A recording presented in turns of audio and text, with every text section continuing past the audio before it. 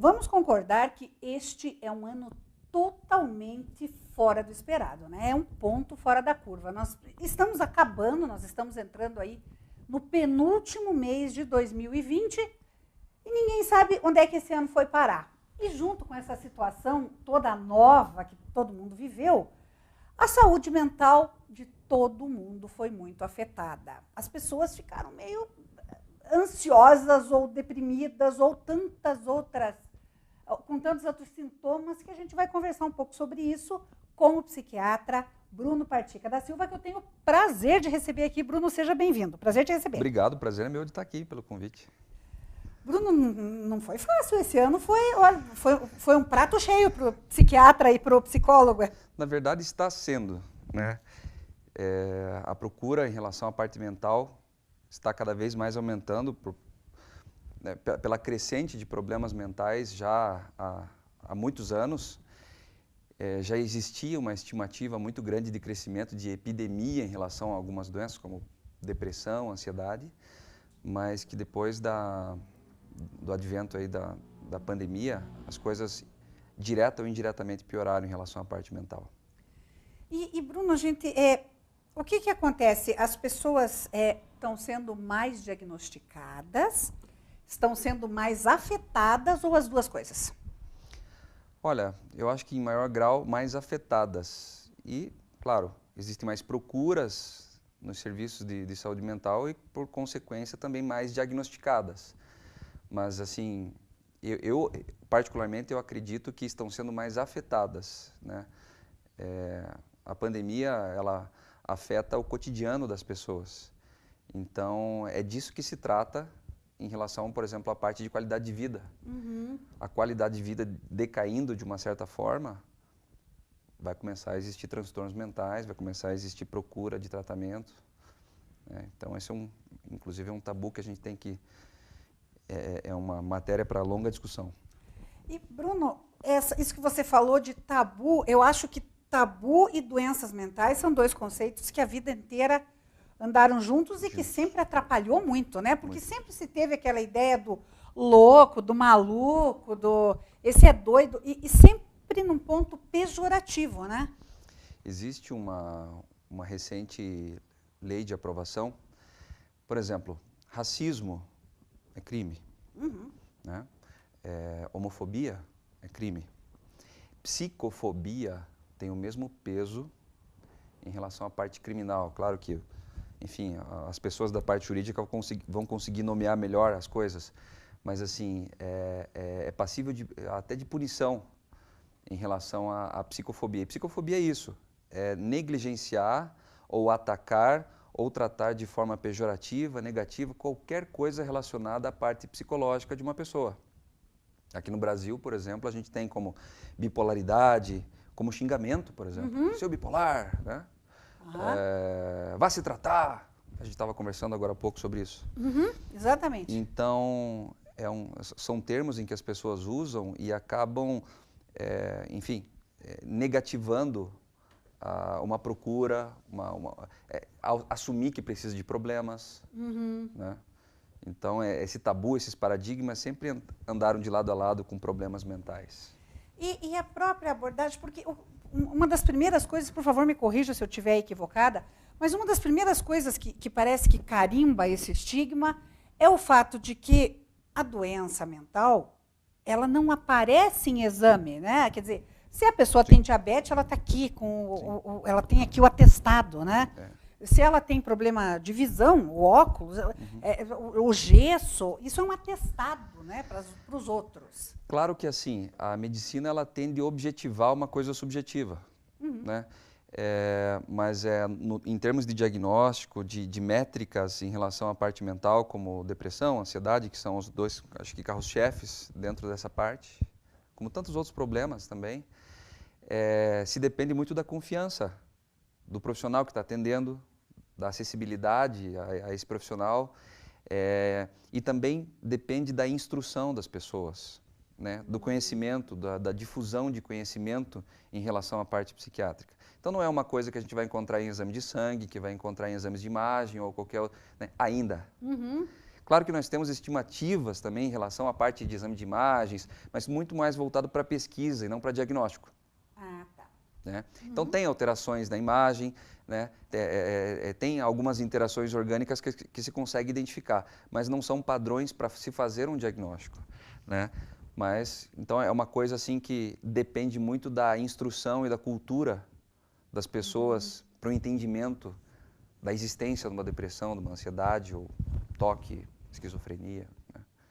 E é interessante porque se você conversa com pessoas mais idosas, né, é sempre comum elas dizerem que depressão não existia antes, que ansiedade não existia antes, e que, assim, que dá a impressão que até um tempo atrás só era considerado como problema mental e emocional uma esquizofrenia delirante, por exemplo, o caso mais que dependia de internação e tal, né? Claro que, assim, especificamente, por exemplo, a depressão é uma doença que afeta o comportamento, o pensamento da pessoa, a energia, né? A capacidade da pessoa conseguir raciocinar, trabalhar, e muitas vezes, de uma maneira até um tanto quanto ignorante, isso é mal interpretado como se fosse algo de preguiçoso, né?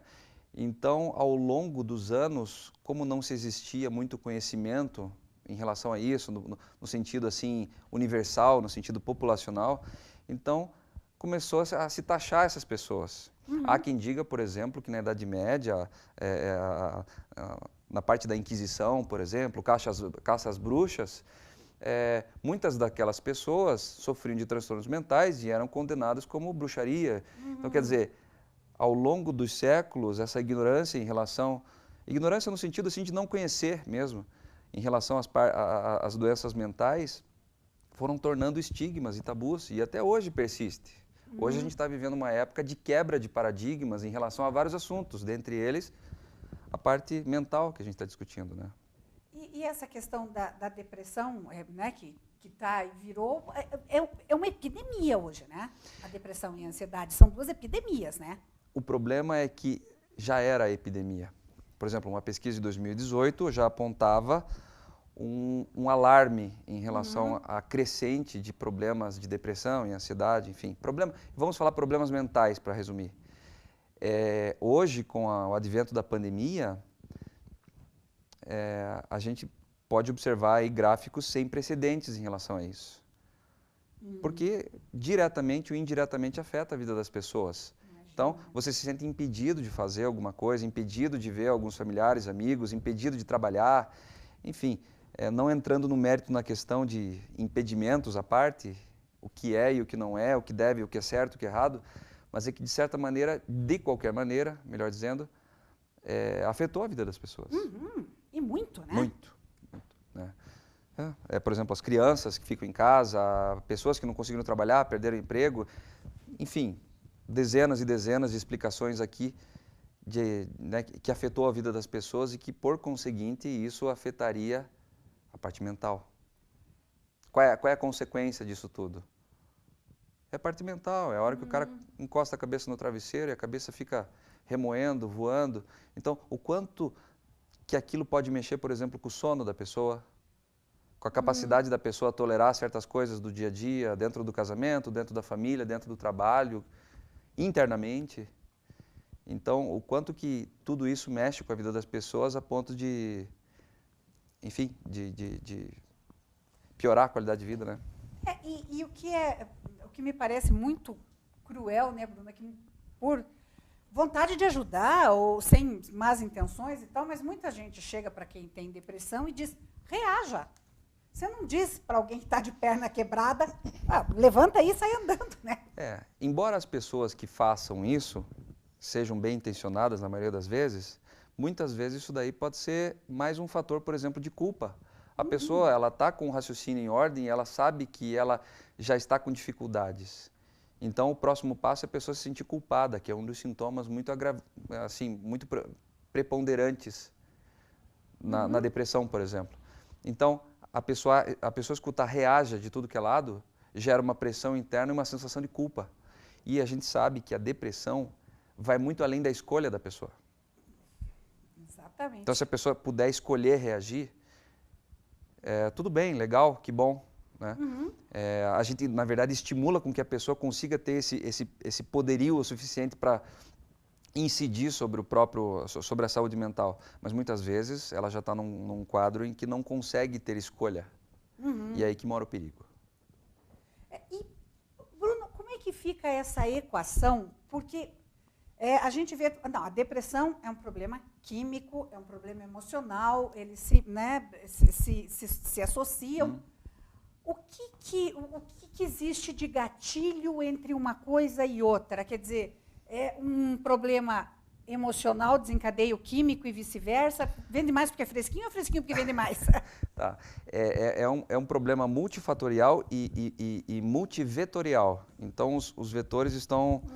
É caminho de mão dupla, né? Problemas comportamentais, problemas de personalidade, de meio, socioeconômico, financeiro, culturais, religiosos, políticos, faz com que as pessoas, né, com uma qualidade de vida, um quadro mais rebaixado no ponto de vista de humor, faz com que essas coisas, com que as substâncias, os neurotransmissores do cérebro tenham uma nova conformação e, portanto, gerem sintomas específicos. É essa parte que eu falei agora há pouco que a medicina tenta objetivar uma coisa subjetiva. Então, a gente sabe, a gente tem o conhecimento de que, independentemente do fator desencadeante, vai existir um desequilíbrio, sim, neuronal, um desequilíbrio neuroplástico no cérebro, em que existem mudanças em relação, por exemplo, uma das principais hipóteses que a gente tem, da parte monoaminérgica, que são os neurotransmissores. Para resumir, os problemas são multifatoriais, são de todos os lados. E o que desencadeia, o que é a pergunta de $1 milhão, né? Sim. Que ainda não tem a resposta. Porque... Sim. O que a gente tenta é ajudar as pessoas a conseguir identificar, por exemplo, né? Conseguir saber quais são os gatilhos, conseguir perceber quais são as questões disfuncionais da vida dela, para que a partir desse comportamento a pessoa consiga se ajudar. Aí sim, aquela questão se ajude. Ela já consegue reconhecer onde é que são os gatilhos. Então, é um trabalho artesanal mesmo, né? E aí a gente tem que, assim, agradecer o trabalho dos psicólogos em relação a isso, que ajudam os pacientes a tantas outras coisas mais, mas, por exemplo, aqui um exemplo, né, de reconhecimento de gatilhos, de fatores, de pensamentos automáticos e por aí vai. Se você for pensar em termos comparativos, por exemplo, né, com uma diabetes, ela depende tanto da medicação quanto da dieta, né? Sim, do comportamento. Hoje em dia, na verdade, a medicina como um todo, a gente considera que muitas doenças podem ser prevenidas com mudanças de comportamento. Eu consigo falar muito bem da parte psiquiátrica, em que a primeira incidência na vida da pessoa, digamos assim, o primeiro manejo na vida das pessoas que procuram ajuda é falar sobre parte comportamental. Né? Não adianta a gente querer, claro, até adianta, mas não adianta a gente ficar apostando, por exemplo, só no remédio em que a gente esteja vivendo, por exemplo, de uma maneira inadequada. Não vou falar errado, mas inadequada para aquilo que a pessoa está sentindo. Né? Então não adianta tomar remédio, enfim, para uma doença, para uma droga, para o que quer que seja, se você não tem vontade de comportamentalmente mudar isso. E o que são essas questões inadequadas? Hábitos de vida interferem nisso, Bruno? Absolutamente. Né? Tanto a parte alimentar, eu bato muito na tecla, quem me conhece, eu bato muito na tecla, por exemplo, da atividade física. Então, quando as pessoas me perguntam assim, tá, mas por onde que eu começo? É tanta coisa. Minha vida é um emaranhado de situações, né? Eu falo, olha, cara, um truque. Põe um tênis no pé e saia dar uma caminhada. Durante essa caminhada, você vai conseguir ter alguns pensamentos mais, como é que eu vou dizer, resolutivos do que você ficar em casa remoendo. Começa por ali. Aí sim, tomar um remédio, enfim, procurar ajuda, procurar um confidente, uma pessoa profissional, enfim. Né? Mas a dica é atividade física. Esse nosso papo está muito bom, a gente pode continuar no próximo bloco? Posso te explorar mais um pouco? Por favor, fique à vontade. Então tá. Você não saia daí um instante só e a gente já volta. E a gente continua aqui o nosso bate-papo com o Dr. Bruno Partica da Silva, médico psiquiatra, que no momento é um dos profissionais, acho que mais requisitados por aí, né? O psiquiatra, ou deveria ser, né? Para as pessoas poderem se sentir um pouco melhor. Eu não vou dizer que a gente tem que ser procurado, mas eu acho que a mensagem é se reparar, prestar atenção, né? E se houver, enfim, se houver algum fator de alarme, se houver alguma, enfim, uma perda da qualidade de vida, claro, procurar ajuda. Não necessariamente o psiquiatra, né, mas os psicólogos, a área psi em geral, procurar alguma coisa, procurar uma academia, procurar, né, mudar alguma coisa. Nem que seja procurar uma igreja para ir rezar, né? Claro, por que não? E, Bruno, você falou em perceber essa questão da qualidade de vida. Quais são, assim, grosso modo, os principais sinais de alerta que as pessoas têm que ficar ligadas, ou os familiares, ou, né, que indicam que a pessoa não vai conseguir superar aquele momento? Algumas métricas importantes, por exemplo, em relação à parte do sono, a parte metabólica da pessoa, enfim, a perda da qualidade do sono, se sentir cansado, se sentir triste, observar que perdeu o prazer por coisas que antes tinha prazer, pensamentos ruminantes, não consegue se concentrar. Então, assim, uma mudança no modus operandi da pessoa em geral. Né? Isso eu estou dizendo assim para a pessoa se reparar, obviamente, mas assim, terceiros, pessoas que estão convivendo com pessoas que não estão bem, reparar se essa pessoa está se isolando, se está fazendo comentários nihilistas, comentários de final de linha, né? São sinais de alarme em que a pessoa pode estar mal. E o grande risco é que isso pode evoluir para uma ideação suicida, né? Nós temos o Setembro Amarelo, mês dedicado a ações de conscientização, de prevenção. Nós estamos com índices alarmantes de suicídio, né, Bruno? Sim, então o Setembro Amarelo não é nada mais assim do que uma lembrança. Claro que tudo acontece rotineiramente, né? O ano todo, mas que é um mês em que a gente tira um pouco mais de tempo, de espaço para conversar sobre coisas que devem deixar de ser tabu e devem ser ditas, né? Devem ser faladas com todas as letras, né? Essa palavra muitas vezes é evitada, né? Então não, que é para ser dito, que é para ser identificado e que é para ser prevenido. É porque as pessoas têm medo não posso discutir suicídio com meu filho adolescente, que vou dar ideia para ele, né? Pelo contrário, hoje a gente estimula com que a pessoa... Claro, é diferente de você ficar o tempo todo martelando naquilo, mas assim, se você tiver dúvida de que uma pessoa tem um pensamento, não deixe de perguntar, porque isso não é encorajar a pessoa, pelo contrário, é dar espaço para que a pessoa consiga dizer o que ela está evitando de dizer. Quem está pensando nisso, né? Quem está pensando em suicídio, muitas vezes evita para não ser taxado de louco, ou então para não desesperar entes queridos. Então, quando uma pessoa vem e aborda ela, fala, vem cá, cara, você está pensando em se matar? Né? Falar com todas as letras mesmo. Ali se abre um espaço para que a pessoa consiga dizer, consiga se comunicar, e aquilo ali pode ser um gancho para que a pessoa seja protegida. Ali você pode estar salvando a vida da pessoa. Com certeza. Ao contrário, em vez de incentivar um ato extremo... Pegando essa mesma ideia, né, e voltando um pouquinho ao assunto da pandemia, as recomendações, por exemplo, para a parte mental infantil e adolescência, uma das recomendações é que se fale, por exemplo, sobre a pandemia. Às vezes os pais tentam poupar as crianças e tudo mais. Não, fale, discute, apresente o que está acontecendo, tentem discutir sobre possíveis soluções e tudo mais, né, sem entrar em vertentes políticas, mas assim, são coisas que é importante serem ditas. Né? E nós estamos, Bruno, com quadros, assim, ao que me parece, nós temos problemas ligados aos adolescentes, problemas ligados aos adultos, às mulheres, aos idosos. Nós estamos, assim, com diversos quadros para cada faixa de idade aí? Não, na verdade, claro que existem prevalências em relação à faixa etária, mas hoje em dia, por exemplo, as questões básicas assim da saúde mental, da qualidade de vida, está afetando todas as gerações. Claro que, em especial, agora a gente está vendo as crianças. Se nós formos pensar do ponto de vista de pandemia, uma faixa populacional que foi incrivelmente afetada foi a parte acadêmica, os alunos, enfim, tanto da parte fundamental, médio, superior, enfim, foi afetado demais. né? A questão de aprendizagem, os ensinos EAD, né? Os EAD. Então, isso sim afeta as crianças, assim, a incidência de procuras em relação à parte infanto-juvenil, na parte psiquiátrica, aumentou. E nós temos hoje essa questão ainda, as pessoas têm resistência a procurar o psiquiatra?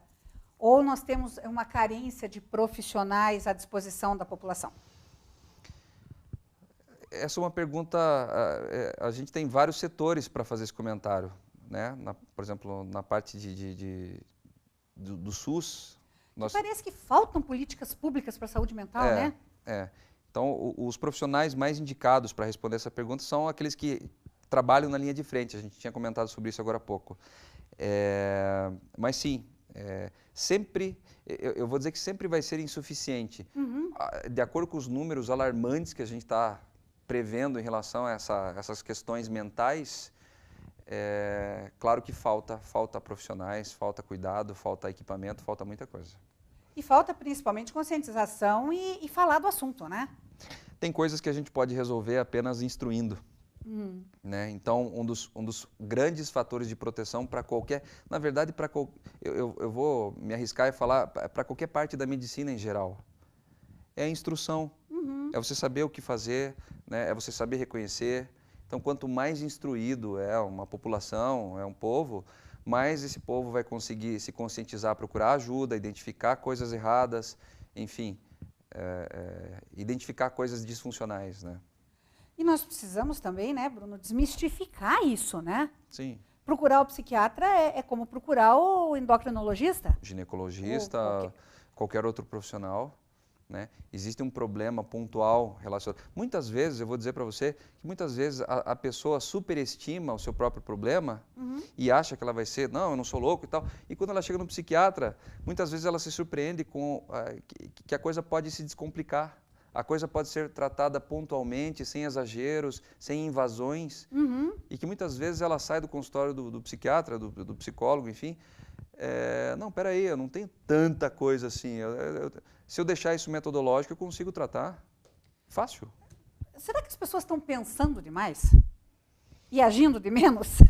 Como diz uma professora minha, a pessoa, esse batidão de hoje, né, esse mundo de hoje, estimula com que as pessoas tenham um comportamento muito acelerado. A gente chama isso até de hipertimia, chega até a ser uma hipomania. Então, esse dia a dia em que a gente vive, essa coisa global, enfim, toda esse frenesi, estimula com que as pessoas tenham um funcionamento muito alto da parte psíquica, da parte de comportamento. É uma pessoa que gerencia a casa, gerencia uma empresa, filhos e tudo. Então, é muito conteúdo. Muito pensamento. E daí ela ainda tem que estar bem nas redes sociais, né? Que eu acho que as redes sociais são um outro... Um avatar. Um avatar, né? Porque daí todo mundo é bonito, todo mundo está de bem com a vida, todo mundo está em fotos maravilhosas. E não é bem isso, né? Eu acho até que as redes sociais, no meu ponto de vista, são muito úteis. Claro que é usado de qualquer maneira por muitas pessoas colocam ali coisas que não são verdades, de si e dos outros, né? Mas também é uma maneira da gente conseguir identificar, por exemplo, aquela pessoa que postou algo ali em que está se desabafando, né? Ela pode conseguir, por exemplo, com que alguém comente sobre aquilo e surgir um diálogo e, de certa maneira, ela ter uma ajuda, né? Então, eu vejo assim que essas redes sociais elas podem ajudar, né? Usando de uma maneira sábia, né? Tem muitas pessoas que depositam suas frustrações ali, e se aquilo for identificado, se aquilo for comentado, dá para ajudar muita gente também. Porque a multiplicação é muito grande, né? Sim. Aí você acaba conseguindo pode conseguir ou uma ajuda ou uma piora, né? Na rede social rola de tudo, né? Exatamente. Então... Bruno, e a gente falou sobre a depressão, né? Que é um dos principais problemas. Mas a ansiedade não fica muito atrás em termos de judiada da população, né? Assim, ó, Ana, aqui o Brasil é o segundo país das Américas em depressão e está muito pouco atrás dos Estados Unidos. A média da população depressiva aqui no Brasil é de 5,8%. Não é 58, Não, 5,8. 5,8 pessoas. Nos Estados Unidos é 5,9 pessoas da população geral. Então está muito parelho. Nós somos o 4º país do mundo em depressão, brigando para o 3º colocado, quase pegando pódio. Olha, tá aí um ranking que a gente não precisava ganhar. O que é mais alarmante é que em relação à ansiedade nós somos o 1º colocado, medalha de ouro. Ah, tá. Né? E também... 9,3% das pessoas, isso é uma estimativa de 2018, então imagina como é que vai ser agora. Nossa. Né? 9,3% da população brasileira tem ansiedade generalizada. Isso é muita gente. É muita gente. Quase 10%. E é muita gente subindo pelas paredes aí, né? Porque, ao contrário da depressão, como é que a pessoa identifica que a ansiedade dela é patológica? Na verdade, quando começa a ter disfunções, né? Quando a pessoa começa a sentir, por exemplo, problemas do ponto de vista social, acadêmico, intelectual, quando começa a afetar a saúde física da pessoa, dores, né? A parte, por exemplo, um sono irreparável, terceiras pessoas falando que ela está ansiosa. Então, são várias medidas que a pessoa pode identificar e pode sentir que está ansiosa. E aquela sensação da morte iminente de quem está com uma crise de pânico, né? Da taquicardia, da falta de ar, aquilo é efetivamente falta de ar ou é uma sensação? É uma sensação. Você vai colocar um oxímetro do dedo da pessoa, inclusive ela está oxigenando muito mais do que uma pessoa que não está sob crise. Então, o pânico, a sensação de morte iminente, que é um dos sintomas do transtorno de pânico, que por sinal tem uma sintomatologia muito exuberante, desde dores, enfim, muitas coisas podem ser pânico, né? Claro que tem que sempre investigar, ir no pronto atendimento, ver se é isso mesmo, né? Mas assim, é muito comum. E, claro, não é falta de ar, é uma sensação de falta de ar. E agora, com a pandemia, em que se foi explicado que um dos principais sintomas do Covid é falta de ar, você imagina o que foi parar de gente em pronto atendimento. Desnecessariamente no pronto atendimento. E que não tem o que fazer, como é que você vai dizer para a pessoa não ir? Sim, pode ser muito confundível. Embora existam alguns sintomas específicos do coronavírus, que daí, por exemplo, sinais da parte febril, da parte inflamatória mesmo, que daí já sai um pouco do escopo da parte da ansiedade. Então, assim, a pessoa realmente está num estado febril, né, tem um sinal de toxemia, então daí já é uma coisa assim, a se investigar aí num pronto atendimento mesmo. Para quem não quer entrar no mérito da questão, mas fazer um tratamento precoce, né? Ainda não tem nada evidente, mas fazer um tratamento precoce, pelo menos dá um destino correto para o problema. E a pessoa, ela tem como tomar atitudes que segurem um pouco essa crise? Quer dizer, a boa e velha história da aguinha de açúcar da vovó, respirar fundo, realmente ajuda? Sim, várias técnicas. Os nossos colegas psicólogos que ensinam os pacientes, claro, a parte médica também ensina os pacientes a identificar, a ter exercícios de respiração, de enfrentamento, de várias peculiaridades que a pessoa consegue identificar e consegue tratar aquilo até mesmo sem tomar nenhum calmante, né? Só o fato da pessoa ter o conhecimento, a gente estava falando isso agora há pouco, de ter o conhecimento de que aquilo é aquilo mesmo, então a pessoa já começa a se acalmar, né? Uma vez que você está com falta de ar, você acha que aquilo é um infarto, alguma coisa, então aquilo multiplica a sua angústia. Mas uma vez que você consegue entender, não, isso aqui é um ataque de pânico, então a consciência que a pessoa tem naquele momento já é um grande fator de melhora, né? E o pânico é uma ansiedade ao extremo? Sim, está dentro, digamos assim, é um subcapítulo da ansiedade. É um dos tipos de ansiedade. Talvez a ansiedade mais proeminente, em que tira a qualidade de vida da pessoa, é memorável na vida da pessoa, ela nunca esquece um ataque de pânico. E ele é paralisante, né? É paralisante, é aterrorizante, deixa a pessoa perplexa, mobiliza realmente a pessoa e os familiares. Quem presenciou e quem já teve um ataque de pânico sabe que um dos sintomas que a pessoa tem no posteriori é realmente o medo de ter um novo ataque. Porque a pessoa tem a mais absoluta certeza de que ela vai cair morta naquele de morte instante, iminente, né? Na verdade, assim, é uma descarga noradrenérgica né, que ativa um sistema de fuga. Nós somos animais, né? E ativa um sistema de fuga cerebral que interfere no sistema nervoso autônomo parasimpático e simpático, a ponto de desencadear crises, desencadear taquicardia, taquipneia, que é a respiração, eriçamento dos pelos, né, uma sensação de formigamento, porque a pessoa precisa sair correndo. E isso é ancestral? Isso digamos, uma herança ancestral, mas que é desencadeada por questões cotidianas. E aí, quer dizer, hoje em dia, com tudo isso que nós estamos vivendo, muito equilíbrio e não tenha preconceitos nem vergonha de procurar um profissional se você estiver precisando de ajuda. Trate isso com naturalidade, assuma os seus problemas, assumir é melhor, é mais fácil de resolver as coisas. E não tenha vergonha de precisar de ajuda. Nunca. Tá certo. Bruno, adorei o nosso papo, eu também gostei, muito obrigado. Bom. E já fica o convite aí para a gente conversar outras vezes. Sim, virei. Tá certo, vai ser um prazer. Muito obrigada. Obrigado.